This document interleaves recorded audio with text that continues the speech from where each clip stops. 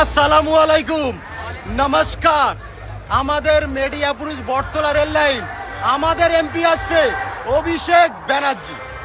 আর BJP বলছে মাছ খাবে না, ডিম খাবে না, মাংস খাবে না। তো বাংলার মানুষরা কি ঝালমুড়ি খাবে? সবাই ঝালমুড়ি খাবে। ধর্ম যে যার খাদ্য সে যার খাবে, কেউ কাউকে টিএমসি মানা করে না।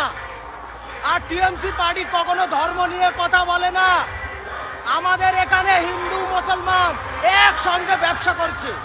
আর বিজেপি এখানে ক্ষমতায় চলে এলে বাংলায় এরা ব্যবসাটা বলে নষ্ট করে দেবে।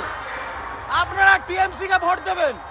এখানে 29 তারিখে ভোট, আপনারা সকাল সকাল গিয়ে টিএমসি কে ভোট দেবেন।